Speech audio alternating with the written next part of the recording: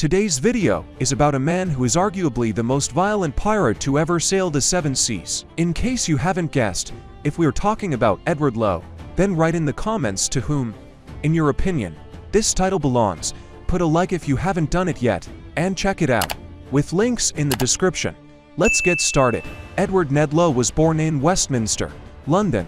According to good old Captain Charles Johnson, the most famous and a mysterious source of information about pirates, although not the most reliable, the baptismal records show that the baby is Edward, the son of Richard and Mary Lowe. He was baptized in St.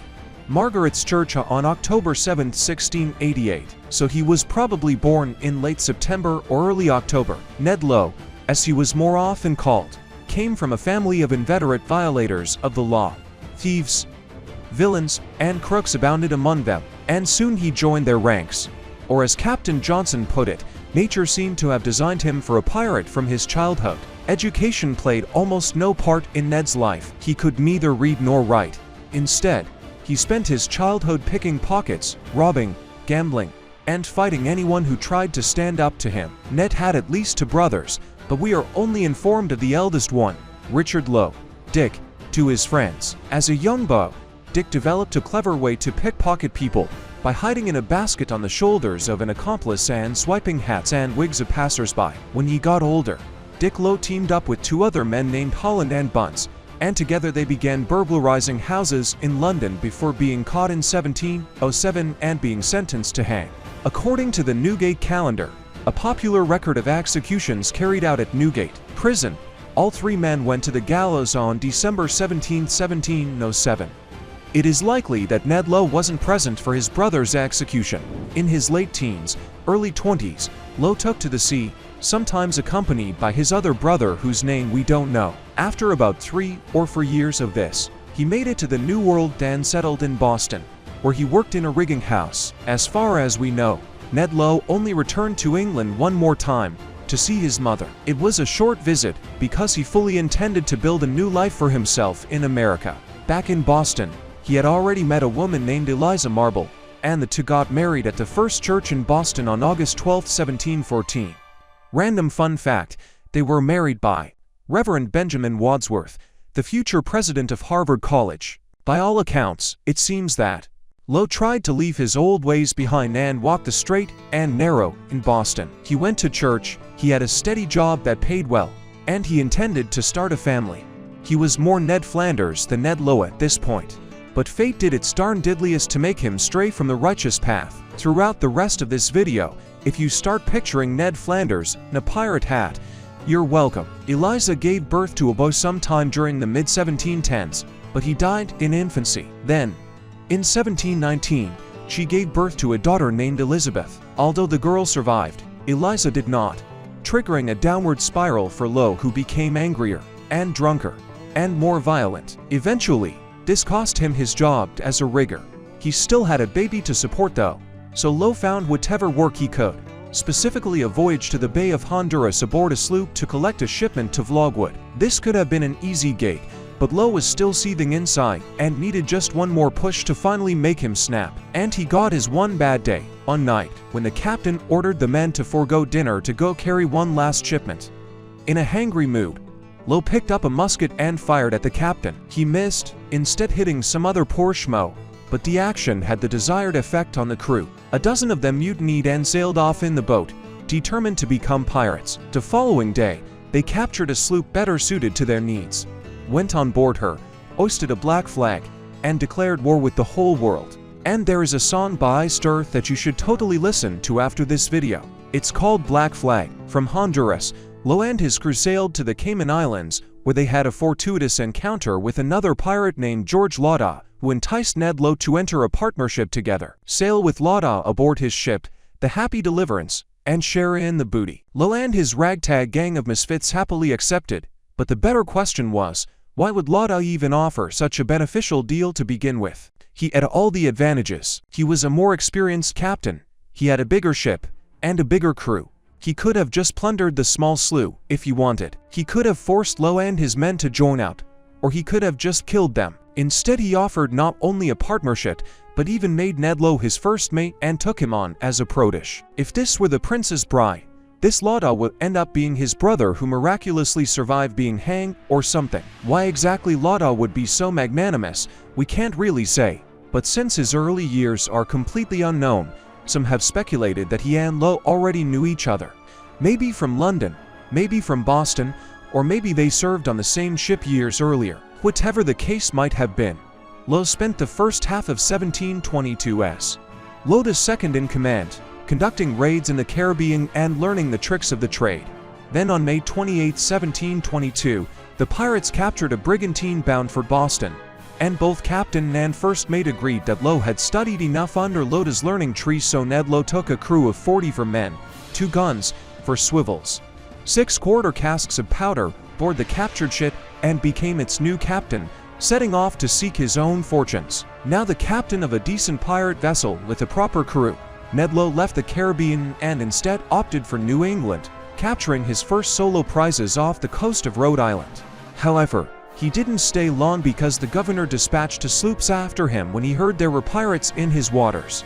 Lowe kept heading north, reaching Nova Scotia, where he found a delicious prize, served on a silver platter to him in Port Rosemary. There were 13 ships in the harbor, but none were equipped for fighting. Lowe raised the black flag and demanded a complete surrender, warning that any resistance would be met with no quarter.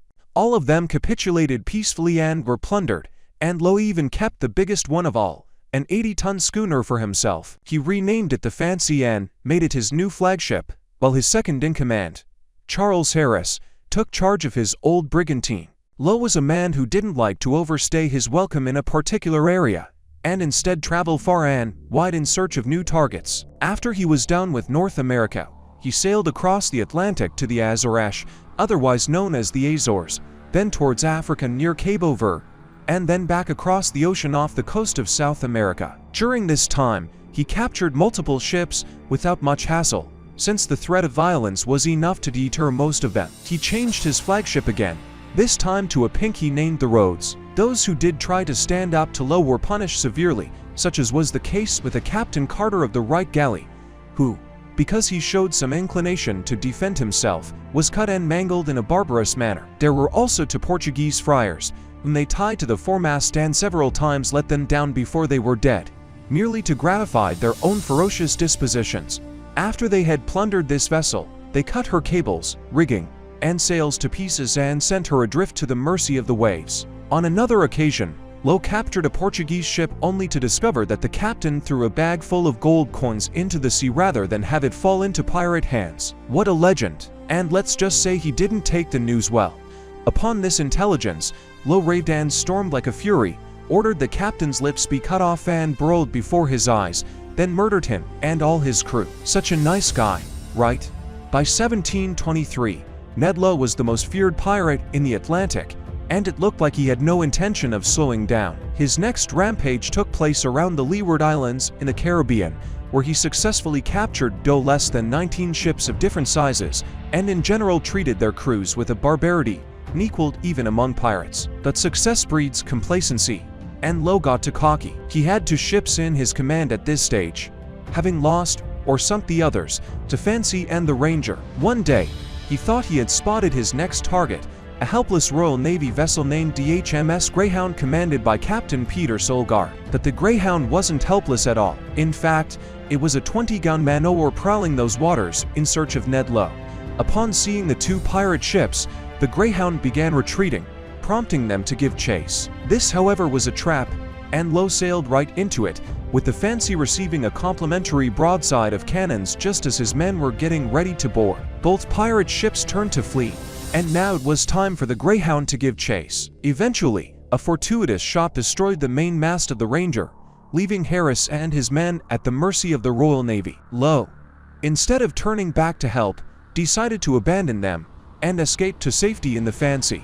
With his behavior throughout this whole action showed him to be a base, cowardly villain. For had Lowe's sloop fought half so briskly as Harris's had done, as they were under a solemn oath to do, the man-o-war could never have hurt them. Captain Solgar took Charles Harris and the other captured pirates to Rhode Island, or were all tried and hanged in July 1723. Meanwhile, Lowe continued with his cruel ways, if anything becoming more sadistic than ever, after suffering, as far as we know, the only defeat of his piratical career. The first vessel that had the misfortune of running into the Fancy was a fishing boat from Nantucket, captained by one Nathan Skiff. Despite surrendering, Lowe cut off his ears and shot him in the head before sinking the whaler. The captain of another ship had his entrails ripped out, while another had his ears cut off was forced to eat them with pepper and salt. Lowe's savagery got so extreme that his men started refusing to comply with some of his orders, and they weren't exactly innocent angels either. In fact, it's possible that Lowe's excessive cruelty might have been his undoing. We say possible because we're not sure what happened to him. Some claim that the crew finally had enough of Ned Lowe and mutinied after he murdered his quartermaster while he slept. They marooned him only to have Lowe rescued by a passing French vessel. However, once they realized he was, the French took Ned Lowe to Martinique, where he was hanged for piracy. Other than this legend, Captain Johnson offers no information on his fate. He wrote that Ned Lowe continued plundering ships off the coast of North America before doing the same in the Caribbean, and once he returned to South America near Brazil, there was no more news of him or his ship. It's possible that he successfully lived out his days in anonymity, or more likely was sunk by a storm and went down to Davy Jones' locker, a fitting end to one of the most vicious men ever to sail the seven seas. I hope you learned something today, and if you dug this video, be sure to deploy your likes, comment your favorite pirate from history, subscribe, and share this video with someone who loves learning about history and pirates. I'm Merrick Malachite, and I'll see you next time. Space Cowboy. And yes, I say that because I grew up with Cowboy Bebop.